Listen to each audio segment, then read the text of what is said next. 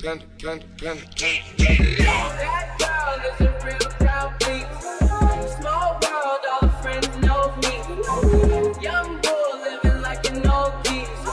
Release the cash, watch it fall slowly. Right now, still trying to get in. Haters mad for whatever reason. Smoke in the air, binge drink. They lose it when the DJ drops the knee. Getting so gone, I'm not blinking. What in the world was I thinking? Today, no money to be made.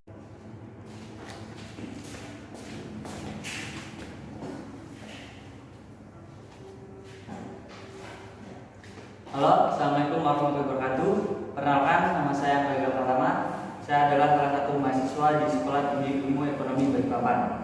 Di sini saya akan menjelaskan tentang kuota impor dan subsidi ekspor dalam perdagangan internasional.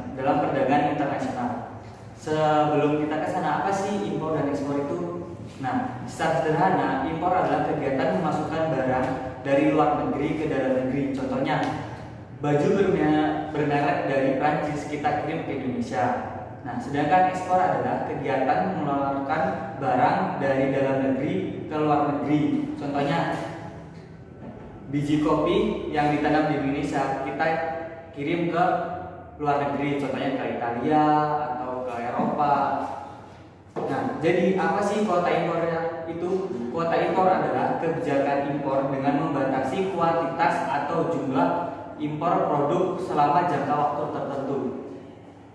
Pemerintah memberlakukannya untuk melindungi industri dalam negeri yang rentan terhadap tekanan produk impor. Atau itu merupakan pembalasan atas kebijakan serupa oleh negara mitra.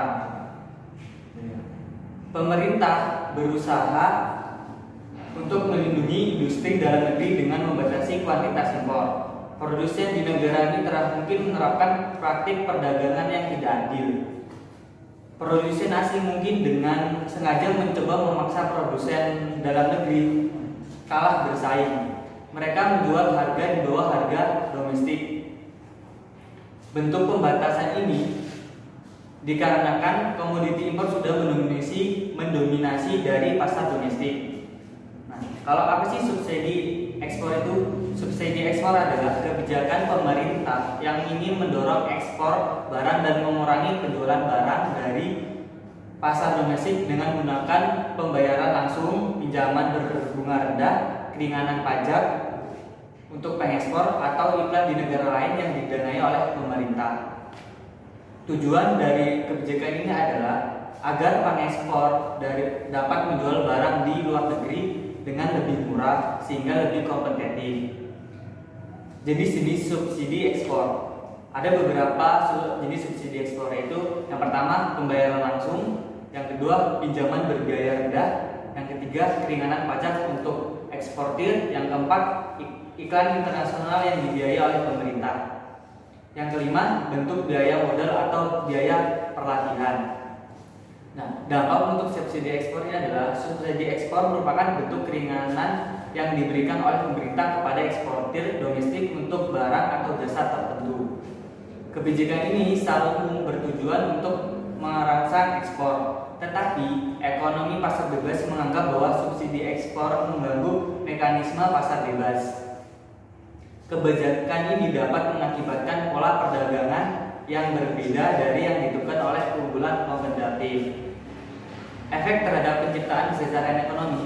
Jika yang mengekspor adalah negara besar, subsidi ekspor akan menghasilkan penurunan harga dunia. Karena pasokan global akan cenderung meningkat, ekonomi lokal akan mengalami kerugian kesejahteraan, tetapi penurunan harga dunia akan meningkatkan kesejahteraan di negara lain. Sebaliknya, jika pengekspor adalah negara kecil, harga domestik akan naik dengan jumlah per unit subsidi. Namun, total kerugian dalam kesejahteraan di negara pengekspor akan lebih kecil, dan kerugian yang terjadi jika negara itu adalah pencari harga. Nah, apa sih di Indonesia ini cocok menggunakan kebijakan yang mana? Menurut pendapat saya, seharusnya pemerintah Indonesia memiliki kebijakan kuota impor, dikarenakan agar produk asing tidak menguasai pasar domestik, sehingga para produsen berasal dari Indonesia sehingga bertambahnya kualitas sumber daya manusia dan perbaikan perekonomian masyarakat. Karena semakin banyak produk yang dihasilkan, maka semakin banyak tenaga kerja lokal yang dipekerjakan. Tetapi pemerintah juga harus berperan dalam mengawasi jalannya perekonomian dan juga agar Indonesia tidak bergantung kepada negara lain dan bisa menjadi negara yang dibutuhkan oleh negara lain. Itu saja yang dapat saya sampaikan. Bila ada kesalahan atau kurangnya dari saya mohon maaf dan saya pamit undur diri. Saya Angga Yoga, saya pamit.